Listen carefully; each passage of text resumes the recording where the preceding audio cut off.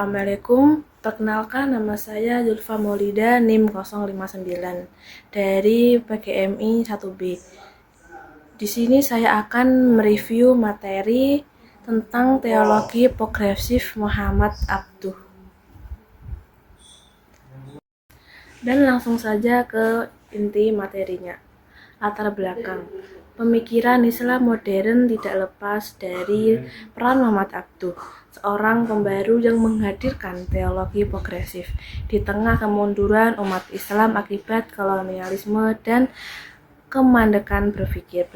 Ia menegaskan bahwa Islam sejalan dengan akal dan kemajuan ilmu, menolak demokratif serta mendorong ijtihad dan kebebasan berpikir. Kajian terhadap gagasan Abduh penting untuk memahami bagaimana Islam dapat selaras dan modernitas tanpa kehilangan nilai spiritual. Materi selanjutnya adalah biografi intelektual Muhammad Abduh. Yuk kita bahas bersama-sama materi tentang biografi Muhammad Abduh. Muhammad Abduh adalah seorang ulama, teolog, dan pembaruan Islam asal Mesir yang dikenal sebagai tokoh utama modernisasi Islam. Ia lahir di Muhallat Al-Ans dari ayah keturunan Turki dan ibu keturunan Arab yang bersilsilah hingga Sayyidina Umar bin Khattab. Sejak kecil, Abduh telah menghafal Al-Quran dan menempuh agama di Masjid Ahmadi Tanta meski sempat kecewa dengan metode pengajaran tradisional. Hidupnya mulai berubah setelah bertemu pamannya, Syekh Darwis Qadar, seorang sufi dari Tariqat Sadziliyah yang membimbing hingga akhir melanjutkan studi di Universitas Al-Azhar. Titik balik intelektual Abduh terjadi saat ia bertemu Jamaluddin Al-Afghani pada tahun 1870. Pertemuan itu menginspirasi Abduh untuk mengembangkan pemikiran reformasi yang menekankan rasionalitas, membebaskan umat dari taklid, dan relevansi Islam terhadap tantangan modern. Bersama Al-Afghani, ia menerbitkan jurnal Al-Ahwah Al-Wuqta di Paris pada tahun 1884, yakni menjadi wadah penyebaran ide-ide pembaruan Islam, menyerukan persatuan umat, kebangkitan intelektual, dan perlawanan terhadap kolonialisme. Abduh kemudian menjadi landasan penting bagi gerakan modernisasi Islam di berbagai belahan dunia. Selanjutnya, materi B. Konsep ajaran Muhammad Abduh. 1. Pembaharuan dalam bidang agama. Menurut Muhammad Abduh, pembaruan agama adalah upaya membebaskan akal dari belenggu taklid dan mengembalikan pemahaman Islam kepada ajaran murni yang bersumber dari Al-Quran dan Sunnah. Ia menegaskan bahwa akal merupakan anugerah terbesar dari Allah yang berfungsi untuk memahami agama, menjaga manusia dari kesesatan serta menyingkap rahasia alam dan kebenaran hidup. Dalam pandangannya, akal memiliki kedudukan yang sangat tinggi, bahkan lebih kuat dari teks-teks non-Qur'ani yang hanya dianggap sebagai argumen klasik. Melalui akal, manusia dapat mengenal Tuhan, membedakan kebaikan dan kejahatan, serta menyadari bahwa kebaikan membawa kebahagiaan dan kejahatan menimbulkan kesengsaraan di akhirat. Pembahasan 2. Pembaruan dalam bidang politik.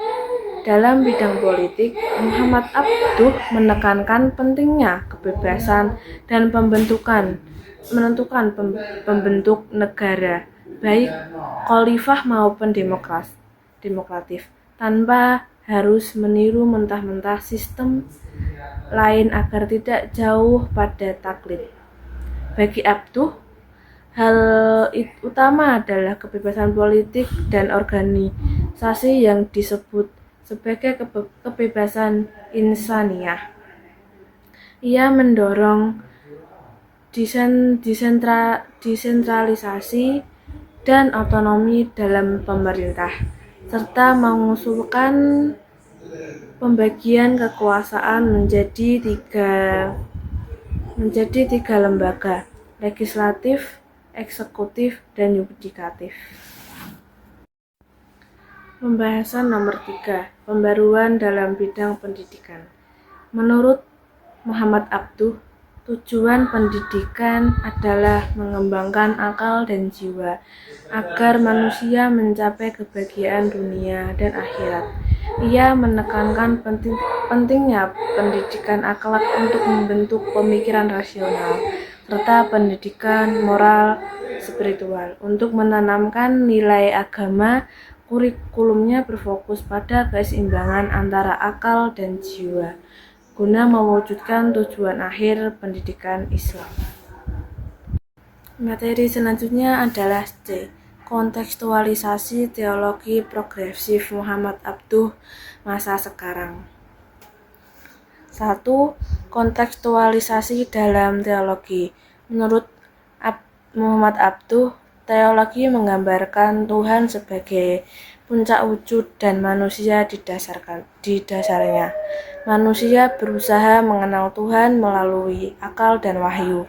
Akal menjadi dasar kehidupan dan pembela manusia.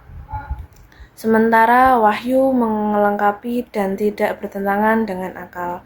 Jika tampak bertentangan, akal diberi kebebasan menafsirkan agar keduanya selaras, sehingga hubungan akal dan wahyu tetap harmonis. 2. Kontekstualisasi dalam pendidikan. Tujuan pendidikan menurut Abduh mencakup pengembangan akal dan spiritual terbentuk pribadi yang seimbang antara intelektual dan moral. Kurikulumnya meliputi tingkat dasar, membaca, menulis, menghitung, dan pembelajaran agama, tingkat menengah, logika, serta akidah dengan membuktikan rasional, dan tingkat atas tafsir, hadis, bahasa Arab,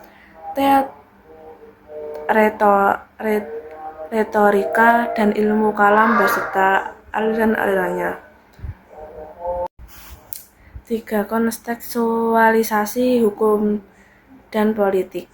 Muhammad Abduh menginginkan politik demokratis, berbasis musyawarah, dan menjunjung martabat bangsa. Namun, ia menilai politik dapat membatasi kebebasan berpikir dan mengembangkan ilmu. Sebagai mufti, ia berfatwa tanpa berikat mazhab, menekankan akal dan wahyu dan ijtihad. Abduh menolak hukum barat karena dianggap tidak sesuai dengan kepribadian masyarakat Islam dan dapat mengancam identitas serta persatuan umat. Selanjutnya D. Karya-karya Muhammad Abduh. 1. Al-Risalah Al-Waridat 1874. 2. Hasyiah al-Syahril Aqaid al-Adudiyah 1876. 3. Najhul Balaghah 1885. 4. Ar-Raddu ala Dahrifin 1886. Terjemah dari buku berbahasa Persia karya Jamaluddin al-Afghani. 5. Syarh Kitab al-Bashar An-Nasharifah fi ilmil mantik 1888. 6. Maqamat Bani Usyaman al-Hamadani. 7. Takril fi Islahil Mahakim Asyariyah. 8. Al-Islam wa Nasranifah al-Ilmi wal Madaniyah. 9. Risalah Tauhid. Dan yang terakhir adalah kesimpulan dan saran. Jadi, Muhammad Abduh adalah tokoh pembaru Islam abad ke-19 yang berupaya mengembalikan umat pada ajaran Islam murni yang selaras dengan perkembangan zaman. Ia menekankan peran akal dalam memahami agama, keseimbangan akal dan jiwa dalam pendidikan, serta kebebasan dalam politik dan organisasi. Pemikirannya tetap relevan untuk menghadapi tantangan globalisasi, kemerosotan moral, dan lemahnya daya pikir kritis umat Islam masa kini. Saran, jadi pemikiran rasional dan reformasi Muhammad Abduh perlu terus diterapkan, dikaji agar nilai-nilai pembaruannya relevan dengan tantangan modern, khususnya di bidang pendidikan dan sosial keagamaan. Generasi muda perlu mengenal pemikirannya untuk menumbuhkan sikap kritis, moderat, dan berkemajuan dalam memahami serta mengamalkan ajaran Islam demi kebahagiaan dunia dan akhirat.